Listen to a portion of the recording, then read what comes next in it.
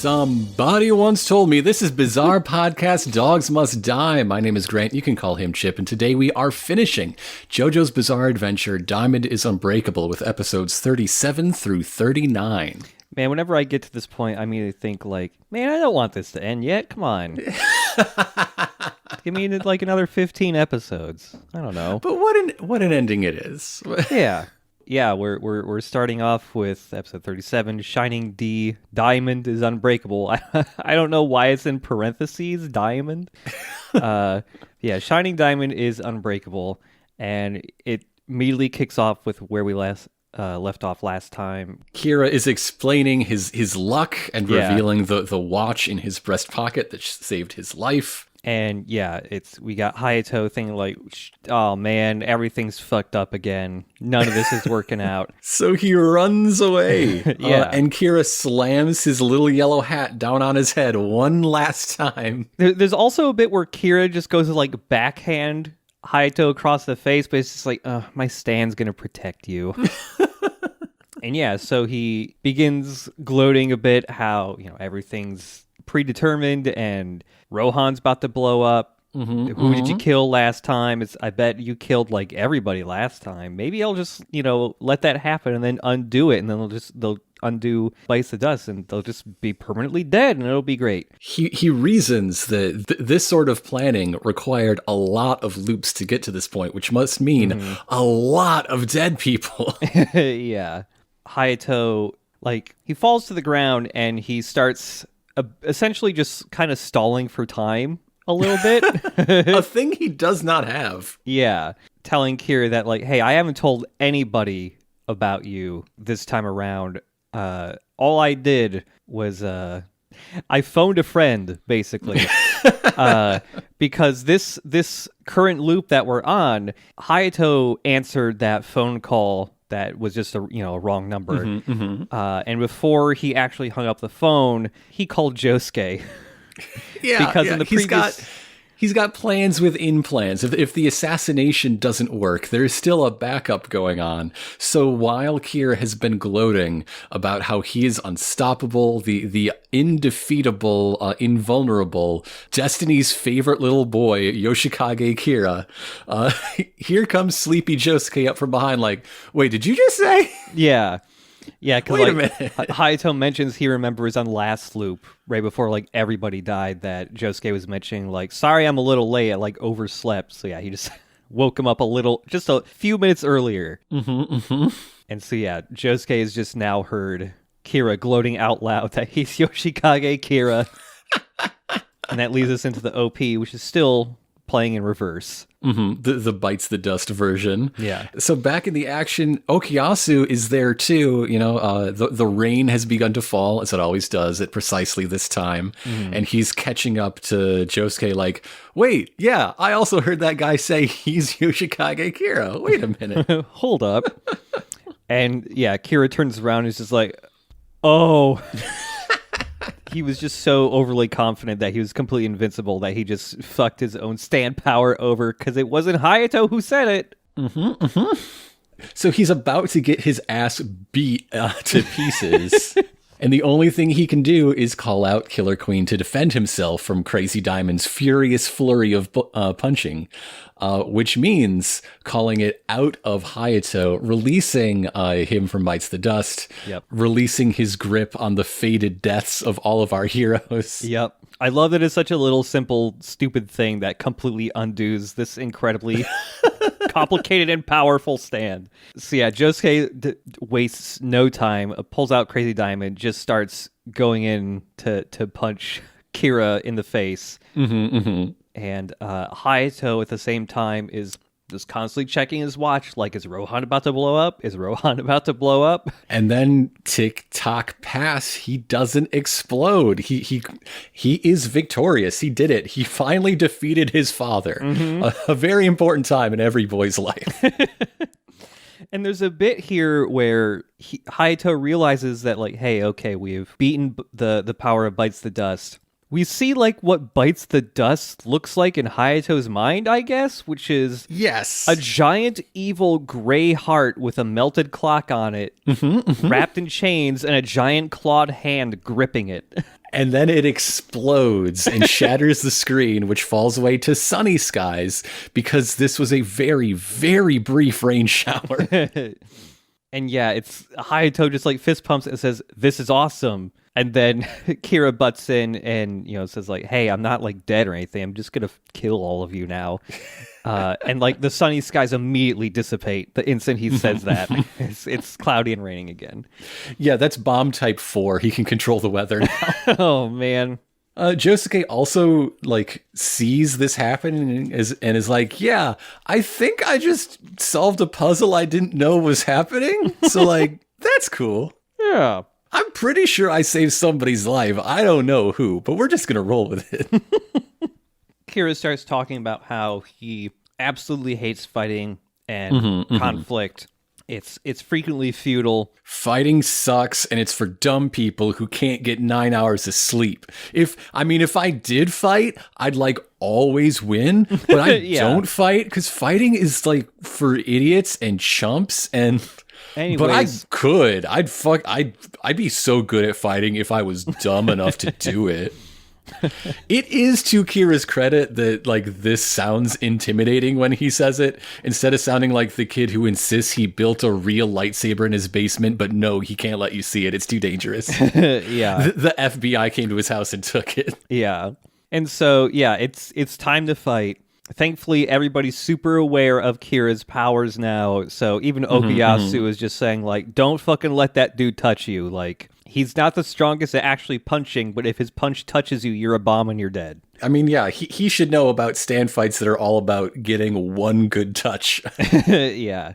So yeah, Killer Queen and Crazy Diamond have a fight with actual choreography and moves, and not just 1,000 punches being drawn simultaneously. Yeah, and it looks really good. Yeah. It looks great. They should do it more often.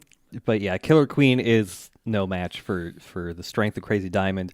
Even after he trips Josuke once and it looks like, oh no, you know, he's going to fall and eat shit here. While Josuke's falling, he just kicks Kira, like, right in the jaw and sends him flying. And Hayato begins his journey to stand coach. At this point. Yeah. Like, by the end, he is absolutely, like, fucking calling plays and shit, but it takes a while for anyone to listen to him, so he just falls into a very Koichi Krillin mode role for a while. The ghost of Speedwagon is manifested within him, yeah. It starts with the line, quote, "I can't tell what happened, but Kira going flying and hacking up blood gets a hell yeah from me." Yeah. I feel like these 3 episodes have a lot of really good little localization bits in them. There's a lot of pretty good lines of dialogue here. And so, yeah, Kira has been knocked into a wall hard enough that he's just fallen to the ground, just sitting there, got some blood trickling out of his mouth. You know, he's surrounded by, you know, a standless kid and 2 dudes who could absolutely just utterly wreck his shit in an instant now. And so Killer Queen goes in for not like just a poke to one of their feet to turn them into a bomb. The sneakiest little bomb touch on Josuke's toe. Yeah. Okuyasu immediately sees that shit and goes like, hey, what the fuck are you doing? He just uses the hand to just, like, alter his course away from Josuke. But now he's, you know, near Okuyasu, but he hasn't touched him. He's not actually touching his foot or anything yet. And yet, Okuyasu blows the fuck up. The entire, like, lower, like, right side of his abdomen is just a hole now. Yeah, two things are found to be missing in this moment. First, a sizable chunk of Okuyasu's body. Yep. And second, the cat. Where is that darn cat? Yeah, where is Stray Cat gone? And so, after Okuyasu, explodes and gets thrown onto, like, am I going to sneeze or what? There, Yes, goddamn. the answer is yes. Finally, shit. So yeah, after Okuyasu blows up, he gets thrown on top of like a brick wall that's kind of walling off a little garden in front of a house here. And yeah, it's okay. Where is Stray Cat? How did that explosion just happen? And this is when Kira gets up and reveals not a new power per se. No. He reveals that Killer Queen has expansion slots. Yeah, he grabs his, ab tummy and just lifts it up, and Lifts it up like the drawer to a bread box. Yeah, there's just a little cupboard inside Killer Queen's tummy, and inside, Krang from the Ninja Turtles cartoon. yes, it's that. Stray Cat is now in the tummy of Killer Queen, like he's Krang.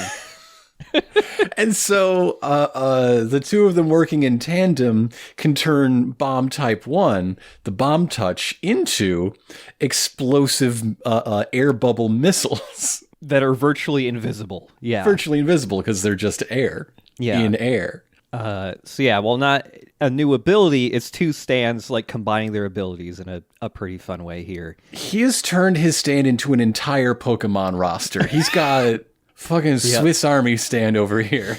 Yeah. I mean, it makes sense that his stand looks like Mewtwo's cousin, so. That is our mid-episode break. We get a title card for the hand. So meanwhile, our other three, Jotaro, Koichi, and Rohan, are starting to overhear action. They're hearing these struggles and punches and screams, and they just think, that's some noisy rain. Yeah, there's straight up a bit where, because, like, they're further down the street. They should still be able to hear fucking explosions, at least. But yeah, they hear Josuke, like, screaming at the top of his lungs because Okuyasu just got blown the fuck up. And Jotaro just looks over his shoulder, and everyone was like, hey, is something up? He's just like, oh, I thought I heard Josuke, but I'm pretty sure it was just the rain. What? What do you mean? Use your stand's super precise ears to tell human screams apart from the rain. Since when does rain ever sound like a man? I can't imagine a single instance where I could hear rain and think that was a person. Especially screaming. What? Or vice versa, as in this case. Yeah. Like, that part is always so weird. And it's like, there could have been any multiple, more plausible reasons why they didn't hear that, even though they're kind of nearby. So just remember, the entire time this fight is happening, the other three are hanging out at the street corner being like, fucking Josuke, why is he always so late? He's so unreliable. What a flake. Like, well, he's getting destroyed. There could just be loud-ass construction. There could be a really big 18-wheeler that drives by at the moment of the explosion. Anything is more plausible than just, I thought I heard Josuke, but I'm pretty sure it's just the rain. And those things would either go to, like, Kira's planning or his incredible luck. The touched child of destiny, right? You know what would have made the most sense? Just another big-ass lightning strike hitting the instant his bomb goes off, so it just sounds like thunder. Yes! That would have been great. Fuck, man. Come on! I want to be the editor to JoJo, just so I can see these bits and go like, wait a minute. And I would also say that why can't the stray cat just be the Kasaku family cat from that first episode that gets stuck out the window and is never seen again? This second watch for me, we got to the stray cat episode, it's just like, wait, don't they already have a cat? Huh? Wait a minute. Because if it were the family cat, it would, Yeah. You have Kira kill the cat in order to cover up the cat knows I'm not really Kasaku. But he does it in such a way that Shinobu thinks she killed the cat by accident. And then the story goes out the same way as before, including the fact that the cat was shot by the arrow coincidentally at just the moment to be reincarnated as a plant, because we all know that's how stands work. If you're still developing your stand and you die, you turn into a plant. Yep. Everyone knows this. So, yeah, it's a big chunk of the group here will not be in the fight for a while because of the rain. Thanks, Rain. Hayato is explaining like what Stray Cat does to Josuke quickly. So Josuke can't see these air bombs. They're just air. But Hayato has had enough experience with Stray Cat now that he can kind of tell where they are. Despite being a standless child.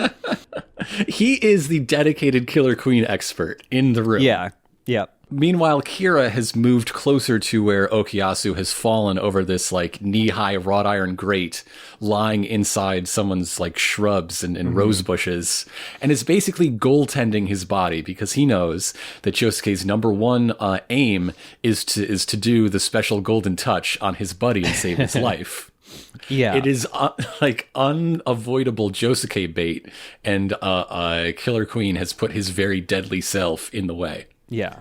And so Josuke, he can't not try to help save Okuyasu's life. Well, yeah. So despite this being, this scenario is very heavily in Kira's advantage here, he's got to try. And so he's trying to defend himself from these invisible air bombs by just kicking or punching the ground to kick up a lot of concrete to form barriers in front of himself. So those will get blown up. And then he can try to advance forward more. Very much like the highway star fight. And so it works the first time, and Kira's like, you can do that? That's pretty cool. So he does it a second time, but as these barriers are hastily made of chunks and bits, there are cracks for a bubble to squeeze through, itty bitty, just pass through, and it doesn't explode on contact, but instead has more of like a timer attached, and it doesn't blow up until it is right in Josuke's face on the opposite side of the barrier. Yeah. As they are both learning what the other is capable of in the very fine, precise details that stand fights can be all about sometimes. Yeah. And so, that explosion will not... It was a small bomb to slip through that crack, but, still hits Josuke, does some damage. He's bleeding a bit now. Josuke just gets up, and he just starts sprinting forward. And, Kira fires off another air bomb. And this time, Josuke is still just charging forward. The bubble collides with his face and then just slides off and just keeps going. It doesn't blow up. Because this isn't Josuke using stand mechanics. It's using his knowledge of Kira, the man, to know that if I'm close enough when the bubble gets to me, he will not risk blowing it up to hurt himself. Yep. He's gotten close enough so that explosion could harm Kira as well.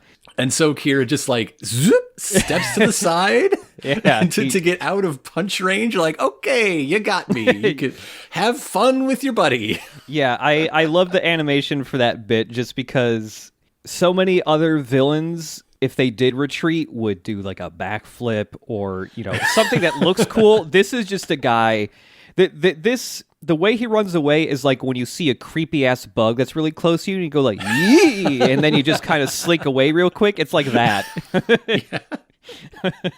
This is a big ass spider right next to me, and I didn't see it until just now. Ooh. Look, I'm just trying to live quietly, and it's hard to do that if you punch my face inside out. Okay? Okay.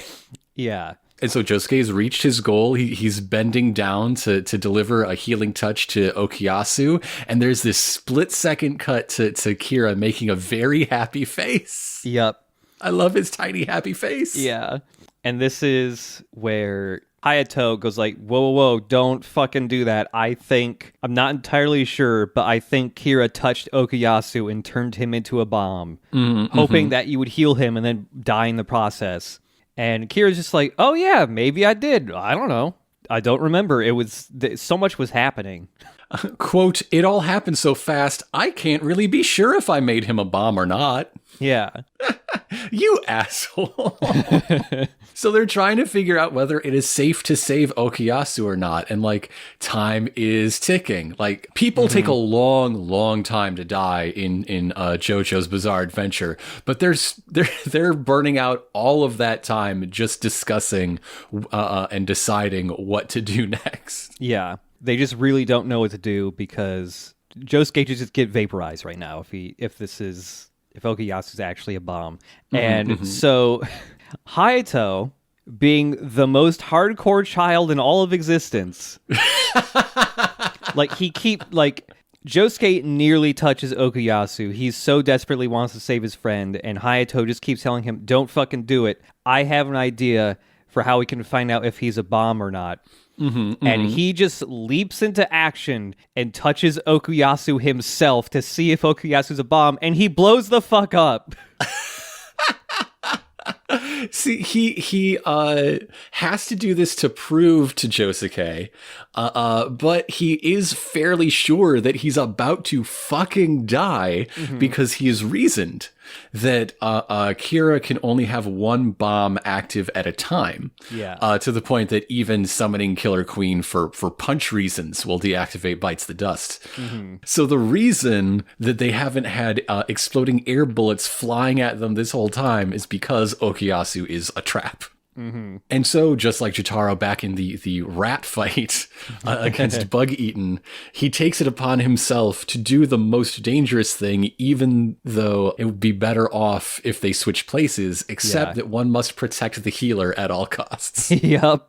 And so, yeah, you just see Hayato explode and start to disintegrate into these little... dozens of chunks. This boy's chunks. Head is in 8 pieces alone, never mind the rest of him. Yeah, and all of his chunks are starting to like slowly float up into the air like he's going up into heaven. And then Josuke goes, oh, I get it. I see what you're doing. And he punches all of the chunks to prepare them into a real boy again.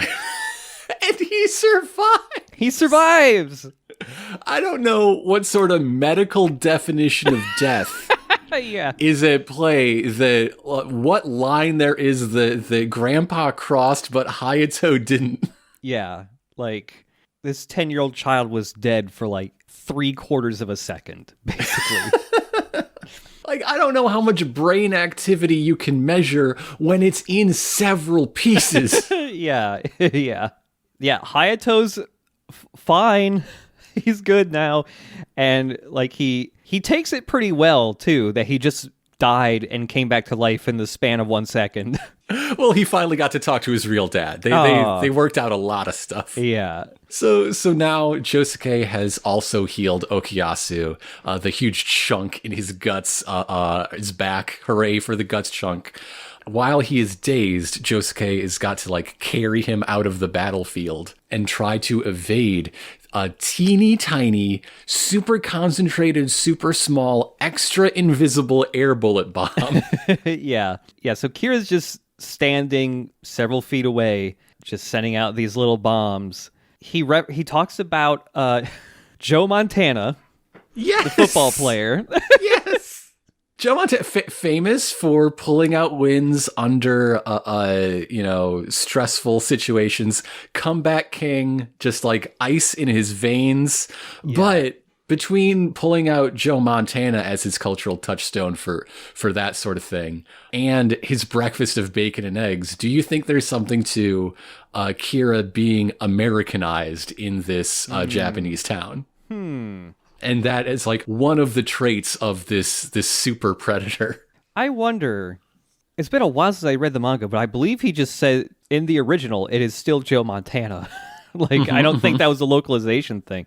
Yeah, there might be something to that. I'm trying to think if there's any like other aspects to him or like the way he lives his life that are more like Americanized, though. I tell you what, I do not stretch before I get into bed. That ain't a thing around here. Yeah. But while he is gloating his victory and Josuke is trying to shake his friend awake so he is not a burden, Okuyasu ain't just dazed. The soul mist is rising off of his body. Yep. We know what that means. We've seen a lot of friends and companions die over these parts. So yeah, Josuke is ignoring the danger he's in and just shaking Okuyasu as this like soul mist is leaving him, with tears in his eyes, just like begging him to please wake up. Mm-hmm, mm-hmm. And while Kira is like watching this, you're seeing it from his perspective where he's like putting his thumb and index fingers from both hands and like frame Josuke up like he's a photographer.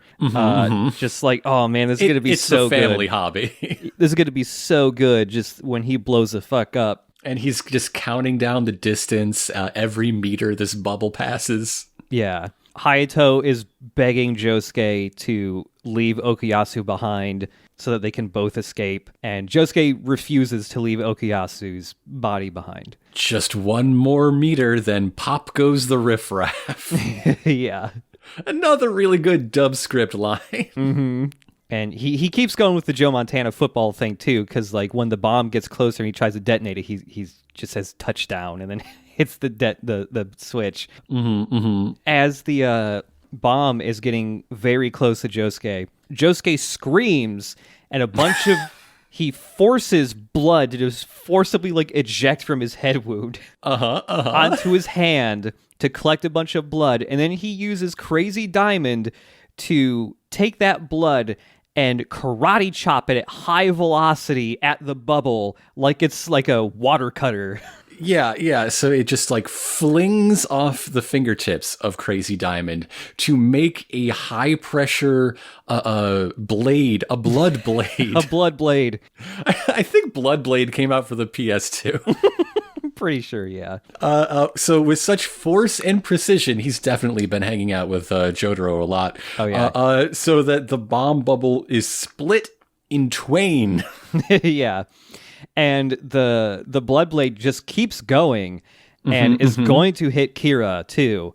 But Killer Queen comes out and with its knee and its elbow catches the blood blade in between them. Yeah, and deflects it so it merely just like rips a shallow gash in his shoulder rather than penetrating Kira's heart once and for all. Yeah. But now there's two bombs. Now there's that's two kind bombs. Of a problem also. Yeah, so when these air bubbles, because like Hayato's like, oh yeah, those air bubbles totally pop, like what I did. But when Kira turns these bubbles into bombs, they get like stabilized by the bomb effect. So even though it's split in two, there's still bombs. And so they just keep going. But of course, Josuke has a plan for this as well. See, when he was punching up a whole bunch of the road, and then the road did explode, some of that got embedded in his shoulder. So he repairs the sidewalk in order to be yanked by the force of the gravel in his shoulder back out of the blast radius. I love that bit. I love that bit. And then Hayato like figures out what happened. He's just like, whoa, that's a really cool idea. Wow. I mean, it's not quite as dramatic as grabbing someone's scarf and then flying all the way to New Zealand, but I'll take it. Yeah. Yeah, they're further away from Kira now, outside of that bomb's explosion range. Josuke decides, okay, we need to get some cover from this dude. And so he heads into the nearest house. Don't know who lives here or who, if anyone's even home right now, but we have to take shelter in this house. We will find out in the next episode. Hey. Yeah. Hey. But for now, yes, they're running away, dragging Okuyasu. This whole time, whenever they are not immediately in danger of exploding, Hayato is arguing with Josuke about what to do with the corpse of Okuyasu Nijimura. Yeah. And Josuke just refuses to dump him. Yeah, he will not even let Hayato say the word dead. He keeps cutting him off. Yep. And so, yes, much like Crazy Diamond's weakness is its inability to heal Josuke, Josuke's weakness is his inability to heal his own pain. Mm-hmm. And also just finally having like this fight, like the opposing ends of his and Kira's powers finally coming into play, like full force. It's a nice Josuke bit for these episodes, for this whole fight. Kira has decided that after seeing Crazy Diamond in action, Jotaro's not the person between him and his peaceful life. It's this fucking teenage asshole punk. Yeah. And that's the cliffhanger for episode 37. And so now we see the Savage Garden I Want You ending in its final form. It is super populated now. Some, but probably not all of the people we're just seeing now, but not before, include the Kawajiri's mother and son walking around. There's a Cinderella ad in the train station that was there all along. I just never noticed it until now. Kira's old Kameiyu coworkers are gossiping together. Yuya and his girls. The fish architect is leaning against a tree. Yep. Mikitaka's in there. Jenkin Boy's in there. Superfly and its user are at the very end of Morioh Lane. Mr. Enigma is just out there. Yep, he's just hanging out. Plain view. The very end has that diamond with Josuke in all of the facets, but one that's a little turtle. And a while ago that turned into Kira and the rat. Now it is Kira as Kosaku and Stray Cat. I'm sure Tonio's is in there somewhere. Tonio himself isn't, but the building has to be. Yeah, it's got to be here somewhere. That'd be weird to skip out Tonio. Anyhow, it is time for episode 38, Crazy D-Diamond is Unbreakable, part 2. And we fade up on the unblinking eyes of the Pepsi sign. This is the Great Gatsby as presented by Frito-Lay. We replace... So remember, it is now something like 8:40, 8:45, and quote-unquote Kosaku Kawajiri is not on his train to the office this morning. So he calls into his boss to say he's running late, and he describes his plans to discipline his son severely, which is a normal thing bosses should care about. That's totally cool and fine. Yup. If your boss cares about that, you need to quit. You need to go. And so, yeah, we just see Kira on his cute little purple cell phone, bowing repeatedly apologizing to his boss. When he's done with the phone call, he just fucking curses Kosaku Kawajiri for being like how does he phrase it? Like a socially anxious wimp or something like that. For being a dude who is like the actual Kosaku trying to climb the corporate ladder. And so now Kira is stuck in this job where he's kind of got to keep that going to seem normal. And he fucking hates doing it. Including bowing 15 times on the phone where no one can see you. Yeah, like he hates that this guy's job forces him to do all this shit when he just wants a dead-end job where no one will question him. Which is why he thrived so well in retail middle management. Yeah. Once he's done with his phone call, he's kind of scouting out the house, that Josuke. He's just walking around the sidewalk, trying to peer into these windows, but they're mostly either closed or they got the curtains kind of drawn on them. He ditches his briefcase and Hayato's book bag in the shrubs that Okuyasu died in.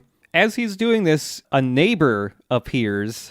This disgusting figure.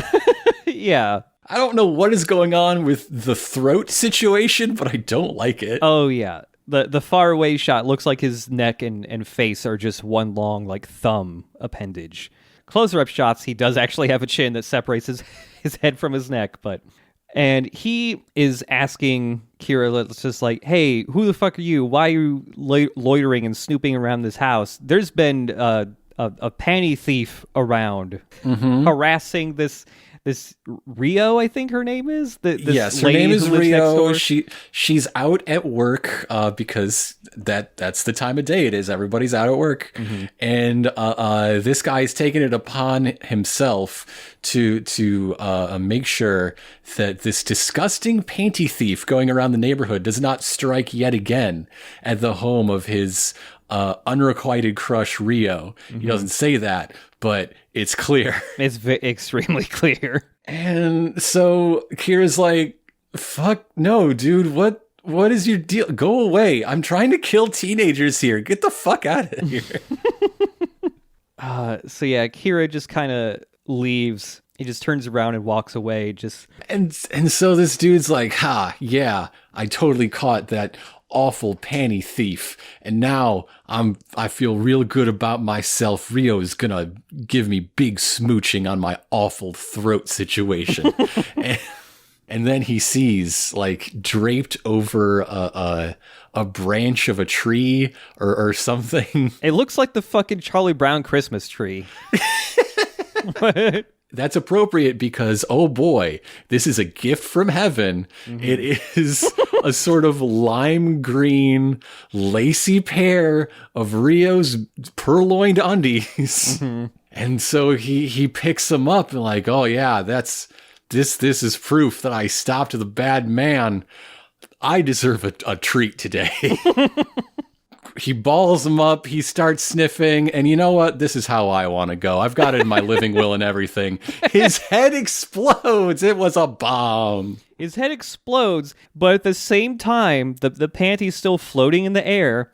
His eyeballs are the last thing to disintegrate, and before they do, they both land on top of the panties, and you hear his ghostly voice go, "Oh, fuck yeah, this rules," and then he dies. He's completely dead, and the panties just float up into the air, presumably going to heaven. Yeah. Raimi sees them from Ghost Tale, is like, yeah, all right. Good for you. His fucking eyeballs, though, man. It's just so weird. All right, here's a quote from the Blu-ray commentary from Nao Katsutsuda. I cannot say why I wanted to draw this panty thief. Dude took this job upon himself personally. But characters like him are the ones that give JoJo's universe its uniqueness. Yeah, it has been a little while since we've seen a disgusting little guy, haven't we? I guess he's not He little. looks like he should be part of the NYPD. Yeah, he's got the same look as most of the other cops in JoJo. At least the American ones. So that brings us to our traditional sound effect laden version of the OP, which for a while is just a lot of doors opening and closing. Yeah. And yeah, the OP has returned to the original version because Bites the Dust has been removed. So there you go. Mm-hmm. Yep, lots of sound effects, lots of whooshing. Eventually the whooshing kicks in, for sure, but whooshing in a big way. Mm-hmm. So back in Rio's house, Hayato cannot make a phone call out because that's his move, apparently. Phone calls save the day with this kid. And Josuke begins to accept the truth that Okuyasu has died in the valiant defense of the city of Morioh. He died a hero, but he is indeed dead. Mm-hmm. Josuke was already ready and willing to stop Kira from doing what he's doing, but now it's like personal. It's even more personal than just having Shigechi get blown up. Yeah, Shigechi was, I don't know if they were even friends. Yeah, that's true. That's true. Just acquaintances. Business He took partners. it really hard, and like his heart was set on vengeance when Shigechi died, but he didn't like Shigechi that much when he was alive. Yeah. And unlike Koichi and Rohan, he was not, like, charged with this divine mission from, the guardian of Limbo either. Yeah. And so Josuke states that it's now his mission not only to stop Kira, but just straight up kill him. He's just going to kill him. Mm-hmm. And so, yeah, Josuke lays Okuyasu's body down on the floor, decides, okay, it's business time, it's killing time, let's start surveying the rest of the house and seeing, like, if we can figure out what Kira is up to outside. Both he and Kira know that by moving inside, the range difference between them is greatly reduced. So Josuke is better off. And also, there's so much stuff inside a house that Crazy Diamond can play with. Oh, yeah. So Kira is finding a way to lay siege to them from without in order to keep Josuke from dictating, the terms of the battle. Yeah. Like, there's a bit where Hayato here is just staying very quiet, clearly nervous, like, what's Kira going to do? He goes to brush some of his hair over his ear. Like, immediately after he does that, it slips back down off his ear. And so he does it a second time, slips off again. He's like, what the hell is going on here? And like one side of the head on his hair starts fluttering a bit, and it's because there's like a bomb right behind him, floating by, like it floats through his hair, easing through this little crack in the wall, just like it did through a crack in the sidewalk wall earlier. And so Hayato knows there's a bomb in the house. Josuke, there's a bomb in the house. So Josuke starts slowly backing out of the room. Like all the bombs previously just go in a straight line. And this one, like Josuke's slowly walking out of the room and it's kind of curving around and continuing to follow him. He's slowly backing up a set of stairs. And they're seeing it now because he came up with a ploy. Right. It seems that Rio is a big smoker. So he picked up an ashtray and just threw it in the air to make an ash cloud.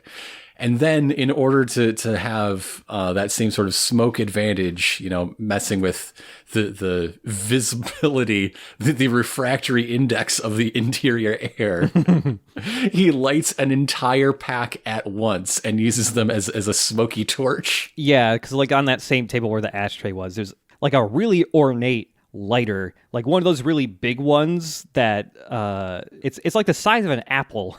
This lighter. So he's got this lighter with him too. And so yeah, they're able to visibly see the bomb. Making Polnareff and Solid Snake both very proud.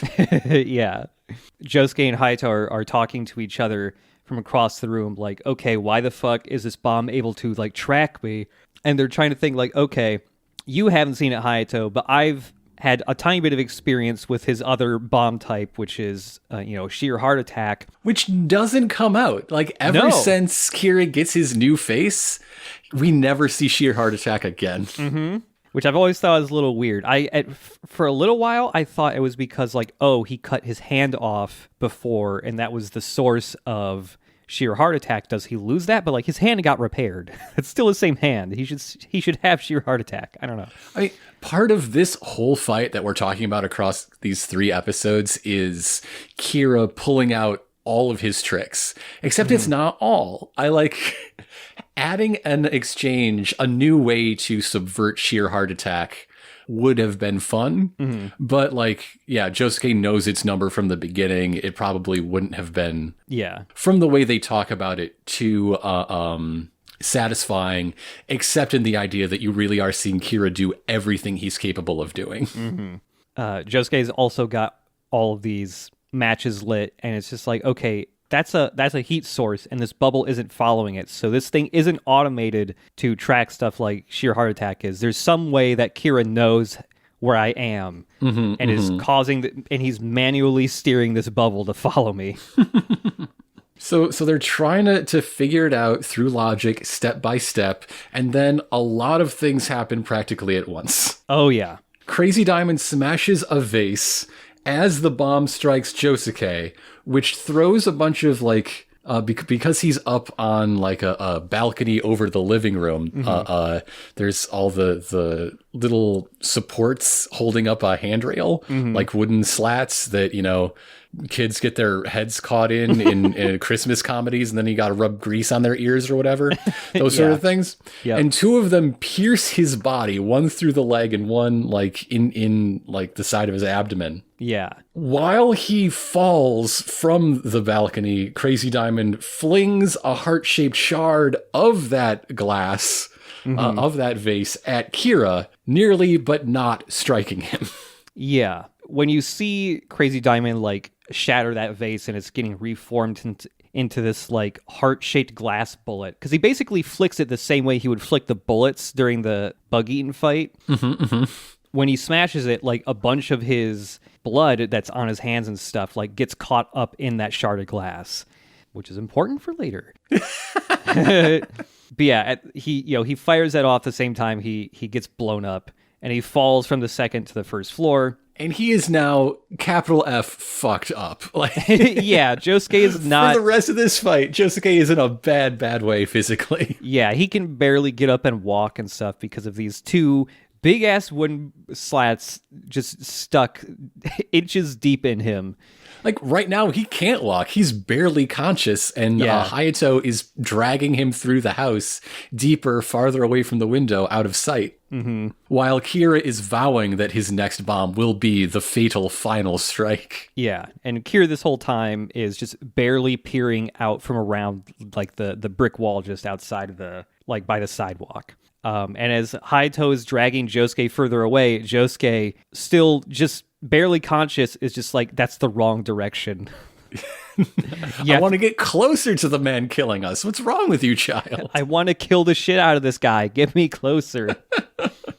So now it is time for Josuke to yet again describe some of Crazy Diamond's abilities. Mm-hmm. So, okay. Crazy Diamond cannot fix Josuke or his body or any element of his body. But did you know that once blood spends a certain time outside of the body, once it's had time to like dry in the air, it's not really a part of you anymore, right? You can't get transfusions of dried blood. That's foolishness. Yes, right. So it's just stuff that goes along with all the rules of just stuff. Yeah. Including a little bit of my blood can be reattached to other little bits of my blood. That it was separated from, much the same way that, pieces of a broken vase can be put together. Yeah. So that so that a heart-shaped glass missile with a tiny bit of blood inside it is actually a blood-seeking missile. Yes. That is now on a collision course with the glancing wound on Kira's shoulder that I made of my own blood previously. Yeah, with the blood blade in the previous episode.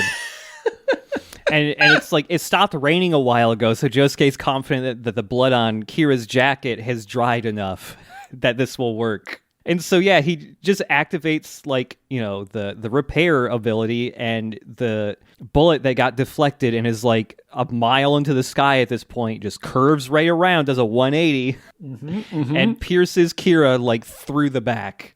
Yeah, just, like, through the shoulder blade. It looks like it shatters his bone, of like, the scapula. So obviously, everybody knows that's how that works. Yep. Don't even know why I spent so long explaining it. And that brings up the Crazy Diamond title card. So now Kira, also wounded, also determined, is about to fire what he did vow was, going to be the kill shot, his one last bomb. And they put all of the frames into this. Oh my god, the animation of Killer Queen making the biggest ass air bubble bomb he can is really extra looking. Like the camera is rotating around Killer Queen several times, going in tight on Stray Cat in the tummy as it hisses, and then pulling back out again for like the mid shot. There is so much flair in that bit, and it looks cool as hell. So yeah, there's this huge air bomb coming. Yep. Meanwhile, Josuke is sending a second blood-guided vase missile into the air. And Hayato's like, what? You can't pull the same thing twice on this guy. He's smart. He's smart like you. He's gonna figure it out. And Josuke's like, it's what I got. Just keep punching until he falls down. Yep. And so as this big ass air bubble, this bomb bubble is coming, Josuke is saying like, hey, I can't fucking move. There's no way we can like avoid this bomb this time, or at least I can. You could run, but he's been thinking more about how these bombs are tracking them. There's got to be some way that Kira is able to figure out their location from outside, even though he can't see inside. And he's got a hypothesis to test. So he's like, Hayato, come here. I need you to trust me. I need you to get that lighter from my pocket. Okay, good boy. Okay. Let me set fire to you real quick. Yeah. Because, and you this is one of the few times in JoJo where it's just like, oh, here's a detail that if you noticed in a previous shot is suspicious, and it isn't just like a thing a character noticed at light speed and you never could have. For this last bit of the fight, Kira's been holding on to his little purple cell phone. And you can see it pretty prominently after he gets pierced through with the blood missile. And Josuke thinks, okay, it would make no sense for Kira to be talking to anyone on that phone right now. And there's also like only one person Kira, I think, would ever willingly call on the phone. And that's his dad. So in a second detail you might have forgotten, Hayato couldn't get a signal to get out. But there is a second phone in this reasonably sized home, obviously. And so the wireless receiver is with Pappy Kira in the photograph in Hayato's pocket all along. Yes. And so he's been calling out like spotting directions, like, okay, a meter to the left, stop, up, 45, down bubble 45, all ahead quarter impulse, son. And so now the flames have flushed that whole situation out. Yeah. And Josuke snatches the phone receiver from the photo and starts turning the tables, like running the scam in reverse and guiding this fatally gigantic bubble bomb after the photograph as it flies away fruitlessly. Yeah. And our man Kira must be a podcast listener because he cannot tell voices apart. Yeah, I mean, Josuke's like whispering a bunch, so I guess that kind of covers it up a bit. But yeah, he gets Kira to lead his bomb and blow up and kill his own dad. Everybody is overcoming their fathers today. We're getting a lot of like coming of age. So like the last thing Kira's dad says before he gets blown up is just shouting Yoshikage. But the last full sentence Kira's dad says as he's being chased by this bomb is, I believe at Josuke, he says, "You are such a duplicitous dick." So yes, Josuke caused Kira to kill his own dad. This explosion is huge, loud, rumbling. They really crank the bass on this one. Yes. And Kira starts to celebrate because, he's been following his instructions. Direct hit, hell yes. And then Josuke, like, drops the whisper and uses his own voice to tell him what happened. And the way, like, the expression he makes, the sudden shift in color when Kira realizes what actually happened, it's good. It's good. Really good. It's really good. As he is, in shock by what happened, that's just enough time to distract him from the fact that Josuke has just curved his other glass blood missile around, and it actually it hits. It pierces Kira through the back a second time. So this good fortune, this turnabout, has given Josuke the strength to stand. Yeah. And now these two men, these equals and opposites, it seems, are now side by side, right in the front walk of Ryo's home. Ryo's destroyed home. Yeah, the roof has been completely obliterated at this point. Before Josuke is able to get out there, though, there is a scene here where Kira is basically face first on the ground, almost completely losing his confidence that he's been, he's had for the entire series. But he's able to steel himself one more time and say, like, no matter how bad things have ever gotten for me, I always succeed. This is just like that. And he's able to, like, regain his composure after losing it. Just briefly. Just very briefly. But it's like the first time you really see him that shattered in the entire show. And so as he stands up, Hayato is basically running down the situation like an NFL pregame show. Yeah. He's noting everyone's injuries and motivations. Josuke, on paper, has the advantage, but all Kira has to do is land one quick hit. And I think, whoever's running game is on point today is... Yeah, it really feels like that. But it doesn't play out like a sport. It plays out like a fucking Wild West duel. Yeah, because the camera is definitely treating this as a showdown at high noon and highlighting their duality. Like, everything is in split screen. Everything is in match cuts. And then it is time for, fucking clock strikes 12. Let's go. As Crazy Diamond is just dismantling Killer Queen in hand-to-hand combat. Yeah, Kira keeps trying different angles and punches, and none of them are getting through. Either Crazy Diamond's able to just stop Killer Queen's punch just by grabbing him by the wrist midair, or he deflects all of his punches by just punching both of Killer Queen's elbows in so his arms go the wrong way. Yeah, there's like nothing Killer Queen can do to match the strength, and so Crazy Diamond shatters Killer Queen's face with one punch to the jaw. Yeah, it's like he's made out of porcelain, and he just gets shattered. Josuke screams, and he goes in for the 1,000 rapid punches, and there's a brief bit before that happens where Kira just thinks, I'm gonna fucking die. I'm going to die now. Until those punches are all stopped by a protective air barrier, not bomb air, but just air, because Stray Cat is working independently to defend itself. Yep. And so there are a bunch of air bubbles that are blocking these punches and protecting Kira here. And he goes, oh shit, it's the universe looking out for me. It's my guardian angel. This is my chance. And so he touches just one of those air bubbles to turn it into a bomb and flicks it towards Josuke, who's right in front of him. Who's too close and too weak to build a shield out of pavement again or whatever. Yeah.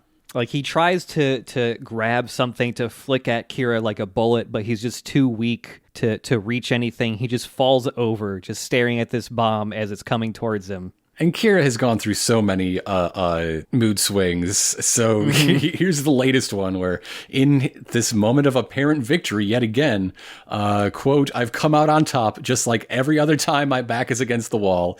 Destiny has always been on Yoshikage Kira's side. And that's when the bubble misses. Yeah. The bubble misses with a very distinct and recognizable sound effect because the hand has pulled it off course. Yay! And so, yeah, it's the camera reveals Okuyasu, who's fit and fine. Camera slowly panning up until it reveals, him doing a sassy little pose. And then Okuyasu starts musing about, like, where does all this stuff go? When my stand erases it. Oh, well, it doesn't matter.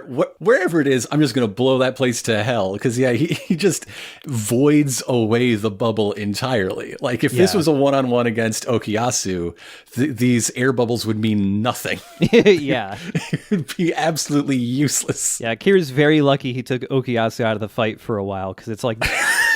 Okuyasu is the number one of the best, like, at least one of the best stands to have against Kira right now. But where you been, buddy? What happened? And now begins the tale of Okuyasu, Colton Burpo, Nijimura.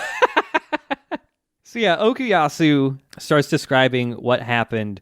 He went to the pearly gates, basically, and Keicho was there. He followed the light. Yeah, and his brother Keicho was there in the light, and Keicho was asking him, what do you want to do? Okuyasu says some crazy shit because, when he was crossing over, he hoped to get guidance from his brother because, quote, he never made any wrong decisions. Killing countless people was the right thing to do, actually. Thank you very much. Okay, Okuyasu. I know you miss your brother, but come on. Remember when you had that moment of growth fighting Red Hot Chili Pepper and we're like, yeah, my brother was kind of a shithead and he was destined to die young because of his actions and choices. Yeah, but yeah, there's a bit where Okuyasu's saying he was going to join Keicho wherever he was.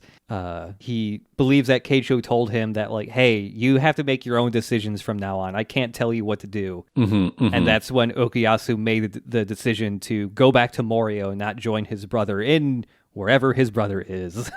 I do like that Keicho gets a hero moment here, and that it is specifically to let his brother be his own guide and to trust him rather than belittle him, which is all he did in life as far as we can see. Yep. I do like that bit. It turns out Damnation in the Lake of Fire is pretty good for you. Yeah. It helps. It builds character.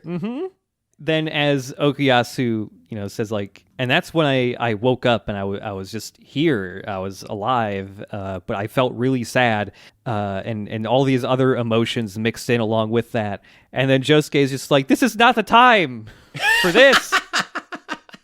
I'm dying. I'm about to see Keicho. Yeah, and Okuyasu just says, wow, I guess those wounds can't be on you. That can't be that bad because it got the energy right now to be a dick. You get this nice close up on Josuke, who's like happy crying, and just like calling Okuyasu like a fucking dumbass for being dead for half an hour. Kira is not enjoying this reunion, obviously. It portends ill for him, but he's just got to keep shooting those bubble bombs and getting space, buying time, but they aren't coming. Yep. He's trying to fire a bubble, but that cat ain't doing it because that cat ain't in there. Yeah, Okuyasu just uses the hand to suck Stray Cat out of Killer Queen's tummy and just into his hand. And the instant Stray Cat is in Okuyasu's hand, he gets really cute. He just gets really cute and useless. Okuyasu is good with animals. I don't think we've seen it before, but it feels right, Yeah. So, like, Stray Cat is just out of the fight. He's just a completely useless little guy when he's in Okuyasu's hand. So finally around the corner come our 3 other stand warrior heroes. Yeah. Summoned by the sound of the giant explosion that destroyed the roof. Yep. And at the same time, not only do they arrive, but ambulances and fire trucks and cops have arrived. All seeking out what they're theorizing was like someone's gas pipes exploding. Yeah. Or was there an earthquake over here? What happened? Yeah. And all these people are surrounding Kira. Like, he is in the middle of all these different new people arriving. He's in the center of a bullseye, and that's where people shoot, so watch out. Yeah. And all the new people who have arrived, all the other stand users are going like, hey, that dude's really fucked up. Wait a minute, Josuke's really fucked up. Wait a minute, there's Kasaku Kawajiri. Wait a minute, that's his son. That's Kira. And Hayato basically points at Kira and says, hey, dude, you are fucked. The episode ends on a cliffhanger of like this warped, like fisheye lens view of just Kira's like utterly terrified expression. Just as he's stewing in his abject desperation. Yeah. Yeah. I love Hayato's big speech here. Because he's shouting about, the forces of justice and how, quote, you've got nothing compared to these guys' righteous hearts, yes. Which is the most shonen ass line I've heard in my life. It is. It really is. Oh, man. But this really lays bare, like, I mean, you want to talk about duality, while Dio and Jotaro's fight was all about their similarities in their abilities. Like, Kira and Josuke are perfect opposites, while Kira has no allies, but will force others to do his bidding. Poor kitty cat. Josuke's edge is in bringing others to be their better selves. Yep. Like, Okuyasu would not be alive right now if Keicho hadn't been at least a little bit touched by Josuke's example on his final day. Yeah, exactly. And little Coach Hayato, who is honestly carrying the day. He is! And he wouldn't be if it was anybody else taking point in this fight, but Josuke, the guy who kneels down, introduces himself, and tries to be kind to the little guy. Yeah. Like, you can also imagine, like, if Jotaro was in this whole fight that just happened with Hayato, it would be a very similar thing to what he did with Koichi. Yeah. He would just be telling him to get out of the way and would not be listening to his advice or anything. Meanwhile, like, Josuke is just working with that kid from, like, the start. Hey, you prank called my house to get me out of bed earlier, but I think that was good? I'm going to trust you. And now it is time for the final episode 39, Goodbye Morioh, The Heart of Gold. And so we open on, again, Hayato's big speech. Yep. And a title card. No OP, no time. Just a brief flash of the title. Yeah. As the Pepsi sign still looms in the distance, watching over all. I love how prominent this Pepsi sign is. So Kira is barely processing what's happening. He's not listening to what anyone is saying. He's not processing. He thinks it's a dream. That's the story he's telling himself just to get through it all. Yeah, he's almost like dissociating at this point. But his injuries are pretty grave at this point. He's got these 2 huge wounds. He's been punched a shitload. So he just falls over. He collapses on the ground. And there's his collapse is a screen wipe, Yes. which is fun. Yeah, I like that. Yeah, because it's part of like this series of establishing shots showing just who all is here, just how fucked Kira is. And as he falls, he wipes the screen from a shot of Hayato to Jotaro. Mm-hmm. He cannot get back up. He is bleeding pretty bad. And who should come in a situation like that, seeing a bleeding man stumble out of an exploding house, clearly in need of help, but a paramedic, some sort of EM TILF. Yeah. Yeah, it is. She looks like a relative of the school nurse from the start of Stardust Crusaders. Potentially related. And yeah, so this woman comes to assist Kira, asking a bunch of questions. I'm holding up, how many fingers am I holding up and all this stuff. And everyone, all the stand users here are real worried now because this dude just got a hold of a lady and he's holding her by the hand. Hayato shouts, Kira's already turned that medical lady into a bomb. Yes. Just on instinct. He can't see shit. He just knows. And Rohan leads in to whisper in Jotaro's ear, like, you should fucking use Star Platinum's like time-stopping shit right now. But they're too far away. Like you see a shot here where it's showing like the radius of effectiveness of Star Platinum, and Kira's like really far out. He doesn't have the time to reach him, even running full tilt in stopped time. Yeah, and Hayato's also explaining to Josuke and everyone else in earshot that, like, hey, it's just not that she could blow up. When he is backed into a corner and extremely desperate, his bites the dust power can be activated. That lady might turn into a time travel bomb, and he can reset all the fucking progress we made. Like, if Bites the Dust goes off now, and he just wakes up an hour ago elsewhere, all he has to do is just not come to this street corner. Yep. That's all he has to do. Yep, it's real easy to change. If he wanted to get real spicy with it, he could come from around the corner or like turn Rohan's car into a bomb and just take out some dudes while they're meeting fruitlessly and then just go away. Yep. And so, yeah, everyone's under the threat of restarting from an earlier save file and losing all of their 2 hours of progress or whatever. And while Hayato explains this, this is like the first time Josuke is learning about all the time shit that's been happening. And he's just like, what? But meanwhile, what's Kira doing with his rescuer, this, quote, medical lady? Mm-hmm. Is that on her business cards? Medical lady. Medical lady.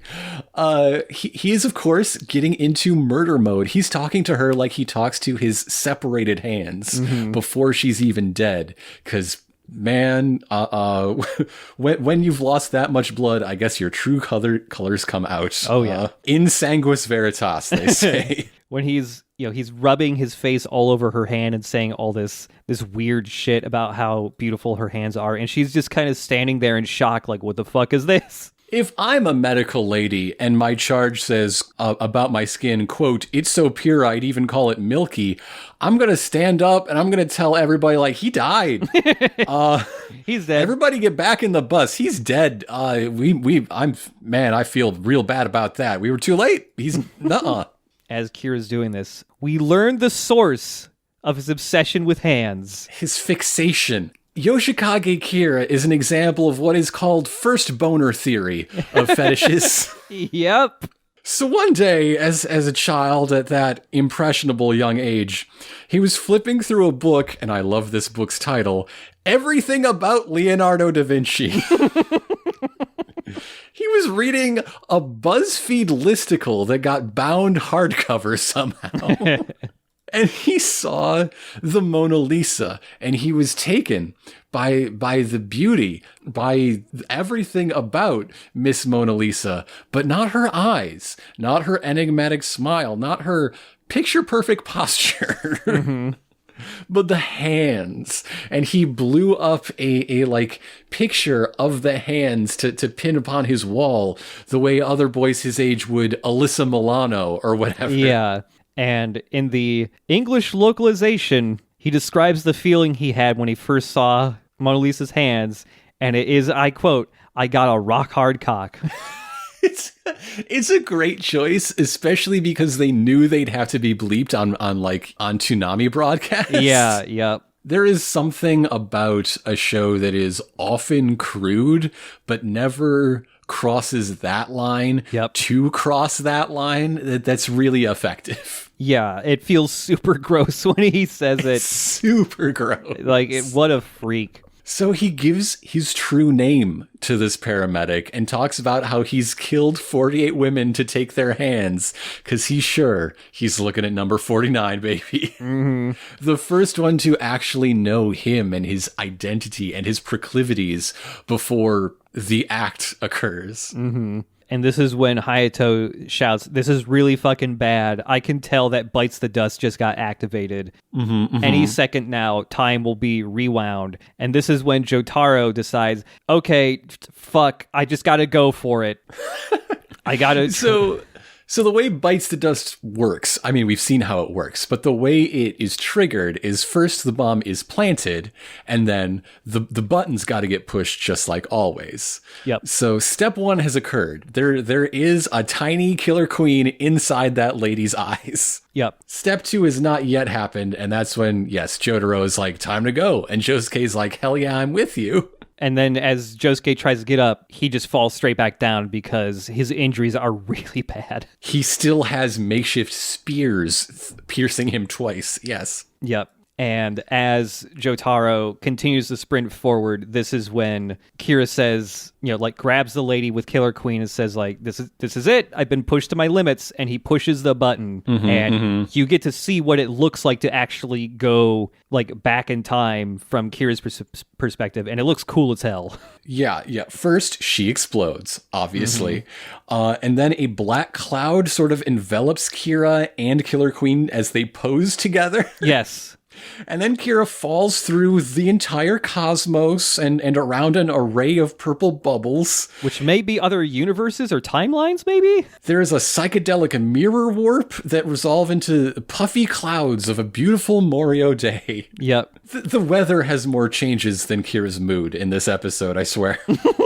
And so he celebrates. He celebrates his escape. He is all patched up because those injuries apparently never happened. He made it. He's back, baby. Kira's back on top of the world as he's walking around this sort of familiar-ish walled courtyard. And as he's walking there, like, there's two little birds that were perched on a power line. Like and little sparrows or whatever. Yeah, little sparrows. And they hop off and they fly away. And they fly clean through Kira. And he's like, what the fuck? That's not supposed to happen. This is weird. Yeah. And then he remembers, wait a minute, I know how Bites the Dust works. My son and I are maybe the only people who truly do. And I've never walked down this way before. This is not where I was an hour ago. This is not my beautiful commute. Wait, what is this? Yeah, and he's like, what fucking time is it? And he goes to check his watch, and it's not on his wrist. And he reaches into his pocket, and the watch is still destroyed. Well, that's supposed to be undone. Something is fucking wrong here. And then Reimi Sugimoto's like, hell yeah, it is, motherfucker. You want me to spell it out for you? I will. And I will enjoy doing it, asshole. Oh, man. And so, yeah, Kira's just like, excuse me, who the fuck are you? And Reimi's just like, well, I guess I can't blame you. It's, been 15 years. I guess you wouldn't remember me. You didn't even have a stand then. You weren't even cutting off hands then. You were just a little baby murderer, weren't you? Little baby boy. Yeah, and so she, reveals her awful back wound. And that's when... Have I jogged your memory? Do you remember how you died? Yeah, and then she just, like, sticks her whole arm through him to show that, he's incorporeal, and he just screams, like, this bloody scream. Just freaking the fuck out. Oh, I love this moment of Reimi toying with him and tormenting him. Yeah. Because she's been waiting 15 years for somebody to listen to her, and it finally happened. Thank you, good boy Koichi, and can be convinced to be helpful, Rohan. Yeah. And now, she as the only victim to make the news, to get, like, coverage of his crimes, she is the one to finally bring down the heat. After bringing a posse of 15 together. Yeah, something like that. And there's a nice transition here, when she sticks her arm clean through him and, asking him, like, do you remember how you died? Her hand is, like, right up in front of the camera, and she, like, puts her hand, like, straight up, and then almost like a game show host, like, revealing what's behind door number 1, that hand swoops across the camera, and that reveals how Kira died. Much like Clue, the final ending is how it actually happened. As Jotaro was rushing forward and froze time to try to buy as much distance as he could to get close, Koichi hit that 3 freeze. Mm-hmm. And weighed down Kira's hand so he could not push that detonator. Which gave Jotaro enough time to rush forward and obliterate every bone in Kira's hand. Yeah, it's like when he stops time, he takes one punch to just... I'm surprised he didn't punch the thumb clean off. I don't know how it's still on, because it's bent completely the other way around. Like, there's some little chunks of the thumb flying off. And then Jotaro takes a moment to just take a deep breath in as, like, images of everyone who has helped, fight Kira flashes before him. Yeah, I love this because, like, up to now, Part 4 Jotaro has only been able to stop time for a blink of an eye. And everybody knows that is such a terrifying power, they don't fuck with him. Mm-hmm. But it's still just a moment compared to what he could do before. Yeah. However, being inspired by all the friends he's made in town, he takes a deep breath and buys enough time to do the furious flurry of blows. Yeah, his Part 3 kicking ass theme from Stardust Crusaders kicks in, and he delivers about 1 million punches to Kira, frozen in time. Fucking cool. He just turns around, doesn't look at the explosion, essentially, unpauses time, and all of those punches hit Kira all at once. His entire being caves in. But briefly before this, before we get too carried away, he mentally thanks Koichi for buying that moment, for thinking quick on his feet, and says, Koichi, you're the most reliable guy I've ever met. Yes, yeah. Not like that French guy. What a flake. He was always having some sort of poop problems. That's all you can rely on him for. Wish I had you in Egypt with me, Koichi, even though I don't think you were born yet. Well, no, he was at most a fetus. Yeah. As we know, Kakyoin, his dad, died on that journey. Yep. So yeah, time has restarted. Kira is exploding into jets of blood, but he is still hanging on. Okay, he cannot push that trigger button with his right thumb, but he's got a whole second hand that he's just trying to flop over, like Weekend at Bernie'sing himself, his own arm. Mm-hmm. And as he tries to skirt away, the ambulance that's coming to save him rolls over his head and crushes his skull under the tire. Yeah, because, he just suddenly got instantly propelled 10 feet in a different direction, which happened to be by accident where that ambulance was going to park. So there's a very, very quick, not complete shot where you can see Kira's head just twisting all the way around as that tire rolls over his head. And this is why you fund your emergency services. Yeah.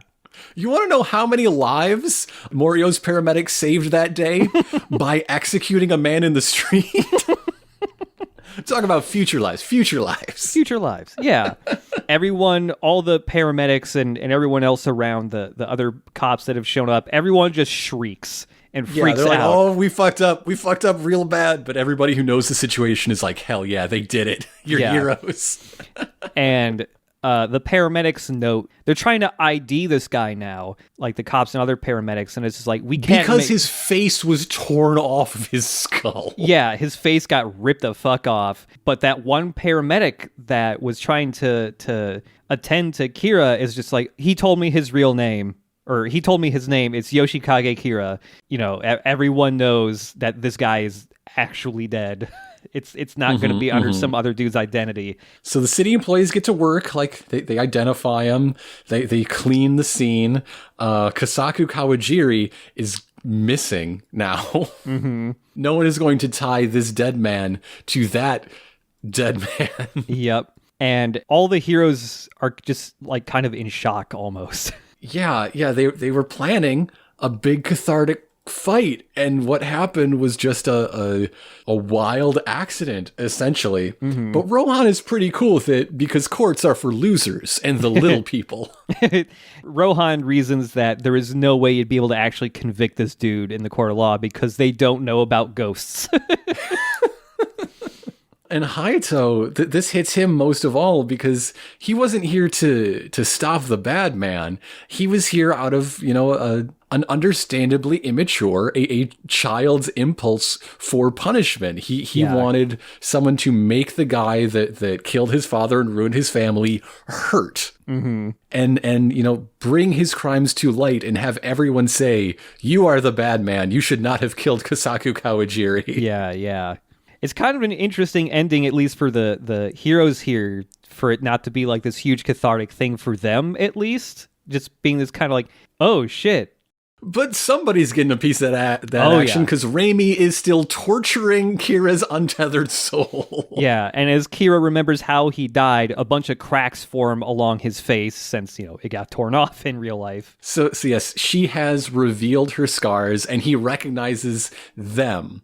Way to be self-centering, Oh yeah, I recognize my work and therefore I remember you. What an asshole, to the end. Yep. So Raimi is in sort of the same pose she was when she showed her scars off in her first appearance. She's sort of hunched forward with her unzipped dress, just sort of rumpled and shuffled around her front and her shoulders. And Kira is standing behind her and comes up alongside her and puts an arm around her and is like, hey, were you trying to get me to look behind? Were you trying to get me to turn around and look that way down this alley? My dad's a fucking ghost too, and he knows all about this place. Yeah, so he grabs Raimi kind of like by the chin and tries to force her to turn around instead and get grabbed by the hands. And there's this cool transition where as he grabs her by the chin and turns her around, he still has Kosaku's face, but as he passes behind her and comes out around the other side of her from behind, he gains his original face, his actual Kira face. His Kira face, his blonde Kira hair. It's very good. But no, this is not some sort of reversal. This is all Raimi's plan because she had 15 years to figure out exactly what kind of man Kira is, exactly what he'd do, and she's got an ace up her sleeve.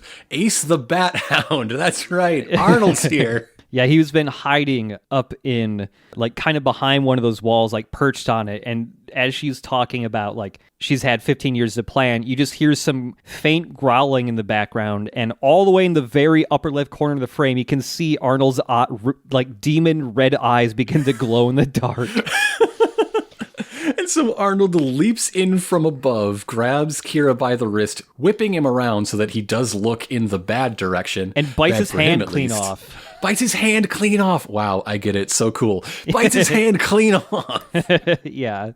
And so he collapses into the warm embrace of the Hell Hands. Yep. He calls out Killer Queen to blow up whatever the fuck these things are that are grabbing him. And the hands grab his stand as well and shatter it into many chunks, which causes Kira to also shatter into a bunch of chunks. And not like blood and guts chunks, but like a marble statue fell down sort of chunks. He's still alive even as he's been chunkified, and he is utterly terrified. He begs Raimi to tell him where he's going, where they're going to take him. Live by the hand, die by the hand, motherfucker. Get out of here. As he's begging this, Raimi says, like, I have no idea where they're going to take you, but wherever it is, it's not going to be the peace and tranquility you've been looking for your whole life. And he just goes like, oh God, no. And then he just gets dragged screaming into hell. Yeah, the purple hell vortex. Yeah. The hell vortex, we've all seen it. So now Raimi and Arnold walk out the alley to the street alongside the Osen, ready for their turn to pass into peaceful repose. Yep. And Koichi is there pleading with Raimi to stay longer because this town needs its guardian angel. Quote, I can't imagine life here without you. That was just for me. Thank you. Yep. Apparently, I'm alone in the world, but I appreciate it. Pure madness. How is there not others? Crazy. There has to be a Tumblr account somewhere. Someone please point me at it.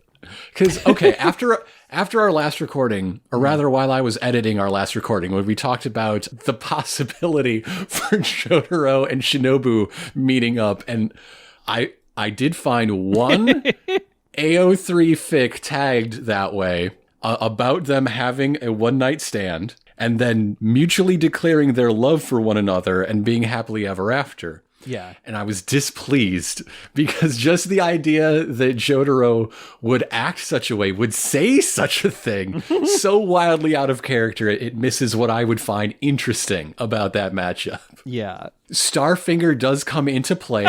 You can guess how. Yep. God, there is one other quote from that you sent me that was pretty funny to me. What was it? "Let's do it, Jotaro," Shinobu muttered. Jotaro thought to himself, "Okay." No, he thinks to himself, yada yada. It's so easy. Yeah, this is taking time away from his whale biology. Like, we'll get to that in just a few minutes. Yep. So Koichi's not alone here to say goodbye to Reimi. Little Rohan is there too. Mm-hmm. Koichi's saying, he's really gonna miss her. And Koichi's just like, "Rohan's gonna miss you too, right?" And Rohan is being a dick. It's like, lol, no, just die already, GTFO. You're a ghost already. You're basically dead already. Why should you be sad? You're dead. Like, I can't feel anything. And then Koichi just like gives him like the death's glare, just like, fucking shut up. Be genuine. Be genuine for once. She's going to heaven in 5 minutes. And so Rohan finally gives up and goes like, "Okay, fine. I'm actually going to miss you a little bit." My favorite part of this, it's a small correction, but I think it's important. This exchange starts with Reimi asking, "So, little Rohan, do you think you're going to cry after we leave for the great beyond?" Yes. She starts trying to drag it out of him, and then Koichi like comes in with the assist in the end. Yep.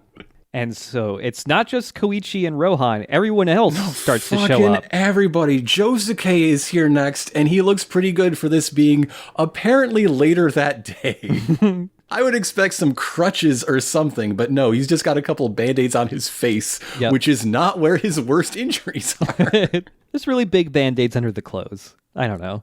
Even the Slug Dad has some parting words, although it's mostly gurgles. Yeah. But it's not just the main cast, but like Yukako is here, Tonio is here, fucking every single person who didn't die and was a stand user is here. Mikitaka's here, the alien. They never met. He wasn't introduced until after the big council. Yeah. And they're all here to say goodbye. Okuyasu shedding like a single tear. Old man Joseph is there to tell her that she's like an outstanding woman, I think is what he says. All these heartfelt goodbyes, and Reimi sheds like a single golden tear, which when it hits the ground, like parts the clouds into heaven above, and she just slowly floats. And she ascends in a beam of golden light. Yeah. Oh, it's good. It's good. And there's like a single shot of Rohan alone watching Reimi ascend, and his eyes are doing that anime wobbling thing like he's holding back the tears. And so now the rest of the episode is just epilogues, postscripts for everybody. And I mean everybody. So first, Shinobu is at home that night, well after dark, wondering why her husband hasn't come home from the office. And Hayato is sitting at the dinner table, just like real fucked up, because how do you explain any of this? Yeah. But is it better to leave mom wondering and waiting for the rest of her life? I don't know. So she comes over and is like, "Hey, buddy, I wish Dad would call, but he'll be here soon, I'm sure. Why don't you go ahead and eat, and I'll wait and eat with him." And she is trying to JoJo pose, but she shouldn't. It does not work out. The foreshortening on the weird thing she's doing with her elbow is real bad. Yeah, that pose looks real bad. I noticed it last night too. While Hayato is just straining under the greatest emotional pain of his life, and she kind of notices. Yeah. And Hayato says, like, "You know what? he goes away from the dinner table, but he changes his mind and says, "I'll wait for Dad with you," as he's like barely holding back all these tears. As Shinobu remarks, just like, "Hey, have you gotten a little taller lately?" He really is a speedwagon. He's witnessing a family's pain and is moved so much. It's just his own family for once. Mm-hmm. It's time for things to end as they began, Koichi narrating. And there's a very significant difference between the sub and dub translations here. Mm-hmm. Because in the dub, Koichi says Kira swept in like a plague, and the subtitles have Koichi calling him the weirdo this town produced. Yeah. Which, for as much as I enjoy the punch-up and some wonderfully quotable lines, this is a mistake on the dub translations part. Yeah. It is so very important to Kira's character and the story that Diamond is Unbreakable is telling for him to be a homegrown, like, thing of Morioh in Morioh, not to be characterized as an aberration that came from without somehow. Mm-hmm. But the main thrust is just Koichi wondering what the future will hold, how people move on from here. There are 50 plus families waiting for people that will never come, right? Mm-hmm. Quote, Shigechi's parents will never stop waiting for their special little man. Oh. And you do see like a shot of his parents just like from the... like just their legs, basically, just in front of their house, just kind of looking out towards the road, like hoping that he'll appear. They're related to Nanny from the Muppet Babies. That's all they are, is just legs. Yeah. And so he's talking about all of these people who like, okay, the damage will not continue, but it still happened. And so everyone is experiencing this grief. And do we find hope or do we fall into despair? Like, Koichi, you are describing the foundations for a support group. Yep. Now that you have some time on your hands, maybe you can like make one. You can help Koichi. Yeah, totally. As Koichi finishes his narration, we transition to the next day as both Jotaro and Old Man Joseph and the Invisible Baby are in the port of Morioh leaving. Joseph has kidnapped a baby and is smuggling her internationally. Yep. Yes. Yep. Thanks, Speedwagon Foundation, for smoothing things over with my baby smuggling. And so our two past Josephs are sailing off into the West, and they talk about how, you know what, the kid's done good. They've got that golden spirit of justice. Whatever else comes out of this fucked up, miserable town, they're in good hands. Especially my boy Josuke. I'm very proud that he turned out this way, and glad to have met him. So of course he's got to show up. He's running alongside the dock as the boat pulls out. He's shouting, he's waving. He's got to say goodbye to his pops. Yep. Josuke's asking Joseph, like, hey, I gave you a picture of Mom earlier. Did you keep it? And Joseph's like, yep, kept it in my wallet just like you told me. And so now you're thinking, oh, this is the setup for some sort of very heartfelt moment. Maybe there'll be some sort of stand magic that zaps her to the dock to say hello and get some closure with this man that's been occupying her thoughts for 17 years all day and night. No, it's magic pickpocketing. Yep, Josuke just he kept a small chunk of that photo with him so he can just pull the rest of the picture that is in Joseph's wallet to him, and he just takes it like 50,000 yen that's in his wallet and just goes like, thanks for the money. and Jotaro's like, yeah, golden spirit of justice, huh? Cool. And Jotaro's holding on to the invisible baby during this part. And then the camera zooms in on the baby, and the narrator goes, the baby's mother was never found. I have to imagine that, like, it would line up. It would line up that maybe that baby was raised by a single mother that was the hand that Shigechi grabbed. Oh, shit, maybe. That would line up, right? Yeah. After seeing this final episode the first time, and just knowing vague things about later parts, I thought, okay, well, there's not a huge amount of closure on the invisible baby, and not too much happened with it, and I thought it would be really important. Therefore, the narrator says that Joseph decides to be a father one more time and raise this baby as his own. Oh shit, maybe this baby is a later JoJo. I thought I thought the JoJo from part 6, I thought she was going to be the grown-up invisible baby. Not the case. I really hoped it was, though. No, but okay, let's just take a moment to appreciate Joseph Joestar's 3 children. Yes. His infant daughter, his 17-year-old son, his 57-year-old daughter. Yeah. I'm not saying you can't be a good parent and adopt a child late in life. That is a wonderful thing that he is doing. He's providing her a life and a structure that an abandoned child on the side of the road could not begin to hope for. This is a good thing he's doing, but let's be honest, Rosas is raising that baby. Rosas is raising the invisible baby. Yeah. He's going to be doing a lot of the work. That baby's going to ride on that turtle, which is definitely still alive. Susie Q has at least that turtle, if not more at this point. That turtle has turtles. Yeah. Maybe Susie Q burns through a lot of the Joestar estate's money buying turtles. Who knows? All right, the Speedwagon Foundation has 3 missions. Mm-hmm. Number 1, protecting the world from supernatural threats. Number 2, promoting the use of fossil fuels and their derivatives in worldwide markets. Yeah. Yep. Number 3, raising all of Joseph Joestar's children. It just keeps happening. Number 3 occasionally helps with number 1 sometimes. It's an investment in the future. Mm-hmm. It's imperative that Joseph keeps having strong-willed, hearts of gold babies. So that's Old Man Joseph's ending for part 4. Now it's Jotaro's turn, because Morioh, turns out, has a unique starfish that has never been described before. And Jotaro used his incredible, precise powers of marine biologyism to describe this starfish in the literature to get either a master's or doctorate degree, depending on the translation. Yeah. And when the narrator is describing this, we're getting a nice close-up on Jotaro doing a very, very rare smile. Wow. He just loves traveling with Grandpa, because his last smile was in the plane ride from Egypt. Yes, it was. He has not smiled for 11 years. Mm-hmm. And so now we cut over to the Higashikata home, where Josuke's mom, real pissed off that Josuke has drank the juice yet again. So she's going to drink his juice, and that's her ending. That's her ending.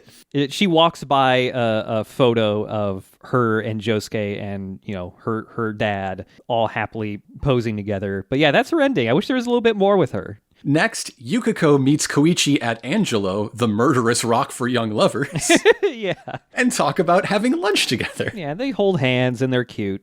Pan over to Tonio's restaurant, where Okuyasu is having yet another delicious meal, but he's brought his goblin dad with him. What if the food heals him and turns him into a normal man again? And his angry murder cat plant. Yeah, he brought the stray cat along with him. It makes a mess if you leave it at home. It does. A lot of businesses will say no cats allowed.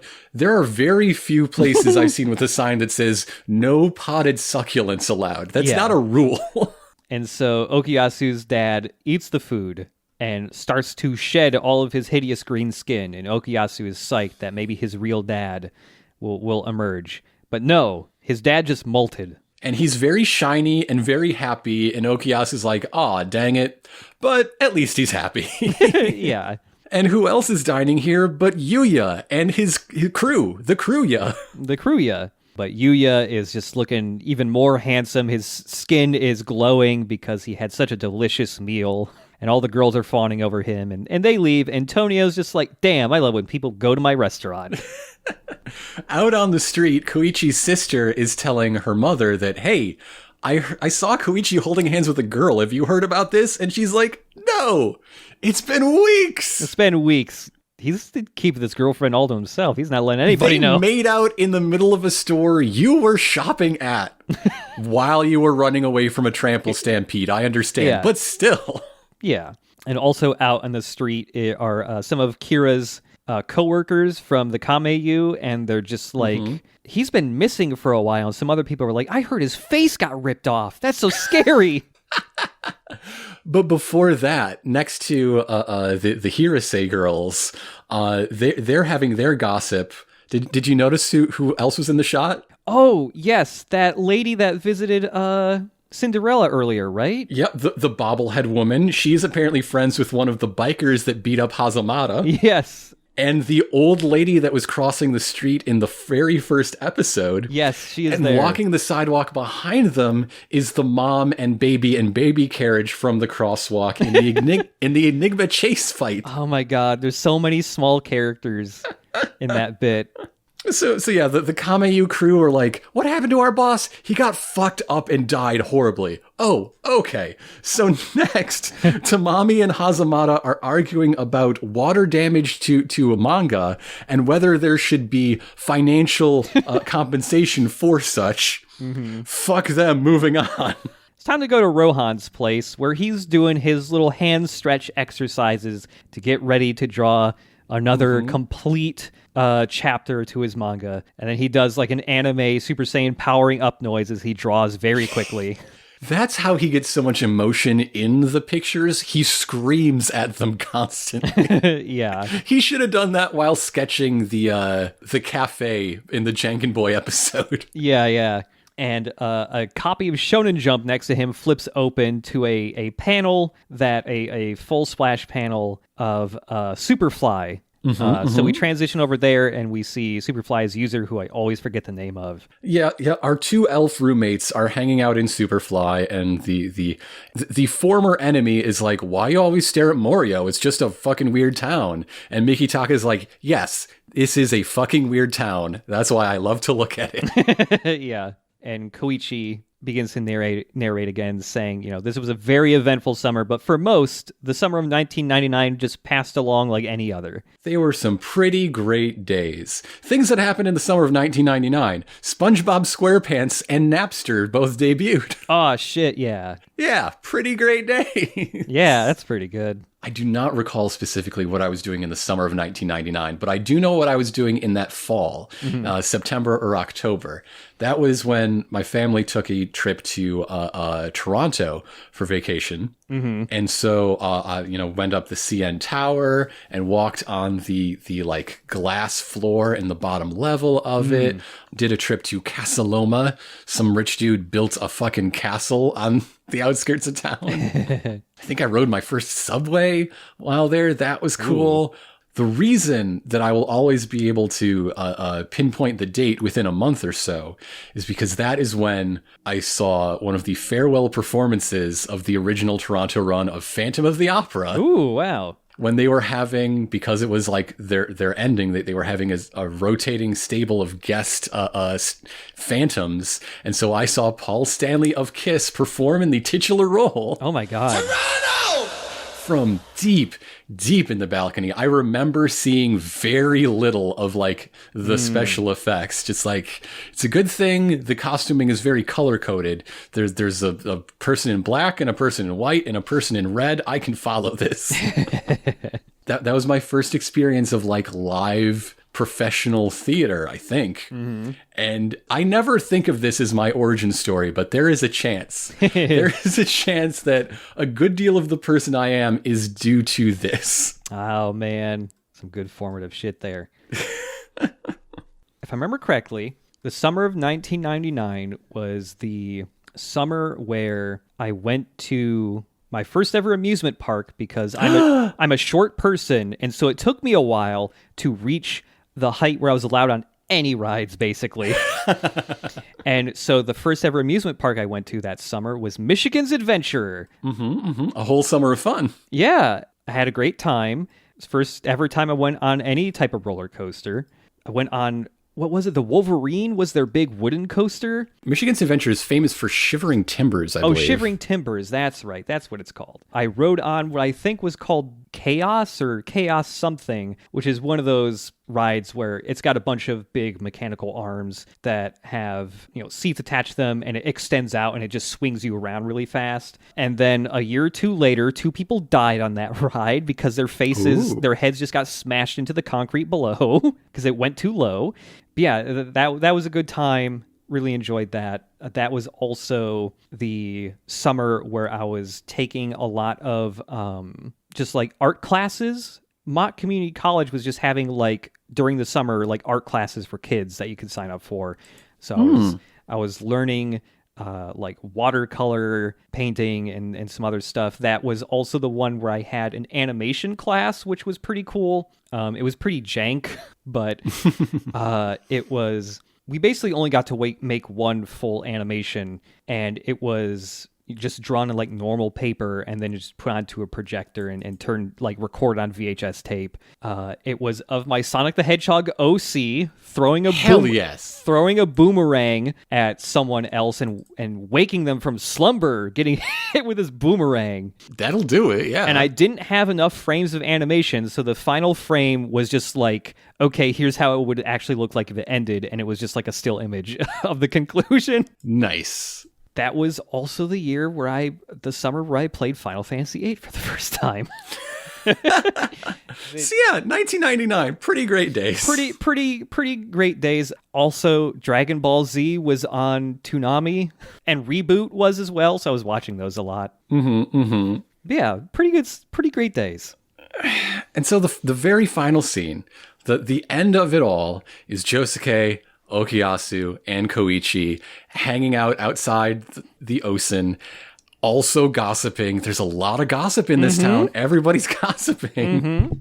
And then we pull out to just a huge, not even bird's eye, but like plane eye view of Morioh from far, far above. And a little thing comes up to just say part 4, the end. Yep. Should bring up, because it actually kind of matters. The thing they're gossiping about is that apparently somebody saw Rohan shoplifting because he's out of money from all of the repairs on his house. He's poor now. And yeah, it's just the final thing that they're gossiping about here. Okuyasu's just like, no way, I don't believe that. And Josuke's like, well, I guess we just gotta find out. And they're just gonna go peep on Rohan, see what he's doing, and he strikes a sassy pose. That's it. That is the end of JoJo's Bizarre Adventure, Part 4. Diamond is Unbreakable, and its 39 episode run. I like the ending a lot. It's a good ending. I wish there was even more. Yeah. I mean, we say that every time. But even so, the conclusion's pretty good. Josuke's mom gets dealt a pretty short hand in this series of epilogues. Like, I understand with the philosophy of adaptation they're going for, that if she never met Joseph in the pages of Araki's manga, they're not going to do it in the show, so that couldn't be the ending. Yeah. But something besides, damn, he ate my snack cake again. Well, I'm going to drink his fucking juice.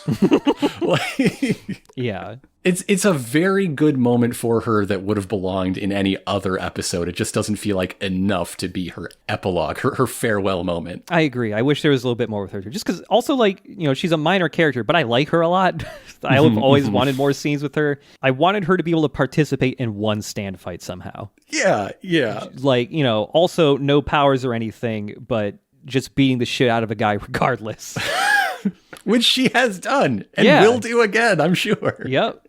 She's got to play it safe. She's not related to any more cops. Yeah, that's true. Yeah, that is the ending. I can't believe we're done with part 4 already. Well, sort of. There is, of course, plenty more to talk about, and we will do that next time with a very special guest coming to talk about all of part 4, but specifically these ending portions. Kosaku Kira, Mikitaka, all of these things that happened and developed since we talked to Sarah all those weeks ago. And then, of course, we won't be fully leaving part 4, kind of, because before we move on to part 5, there's a couple little spin-offs to check out. We have the 4-episode spin-off series, The Spoke Kishibe Rohan, a series of side stories focusing around Rohan. And then we also have the not animated, I hope it gets animated one day, that'd be cool, Rohan at the Louvre, which was a manga made specifically for the Louvre. Just Rohan business. Just Rohan business. It's all pretty good business, though. They're all fun stories. We've done manga comparisons before. We've had guests come on to talk about specifically that, but we've never had that be the meat and potatoes of our discussion before. Yeah. So look forward to that in some week's time. But look forward more to next week, episode 52. And you know what 52 is? What? It's the number of weeks in a year. Oh, shit. You know what this episode is? What? It's the first one to go up after the 1 year anniversary of episode 1 going live. Last week's is a lot closer, but it's like it came out like the day before the 1 year anniversary. Right. So yeah, this is the beginning of year 2. Oh my and God. so a little while ago, you and I talked about our feelings about recording for a year. And now I'd like to ask our listeners to share their thoughts about listening for a year. Yeah. If you've been here all along, or just a year's worth if you caught up somewhere in the middle. Mm-hmm. I'd love to hear what you think about a year of Bizarre Podcast Dogs Must Die, either in the comments on the YouTube mirror or commenting on the SoundCloud page for this episode, or in the form of reviews on Spotify or Apple Podcasts. Yeah, the reviews always help. Or just talking on social media. If you tag me, I'd love to read that. I do love reading these things. That's why I mentioned the comments, because I read them. I read them often. I have a lot of fun with them. Oh, yeah. This has been a ton of fun. I'm glad there's still plenty more JoJo to talk about for probably another year or so. Probably, yeah. We'll see how many more side stories we do. How much fun we have at the Louvre. Yeah. How much we want to do between the end of part 6 and the possible beginning of part 7. We'll see. Yeah. I mean, if anything, when we reach the end of part 6, whenever that happens, like, there will probably be a decent amount of progress into that spin-off Josuke and Whole Horse manga. Which I have not read yet still, but I've heard it the first chapter or first chunk that's out or whatever has actually been pretty good. So I read a scanlation of the first chapter. I like it. I do. Okay, cool.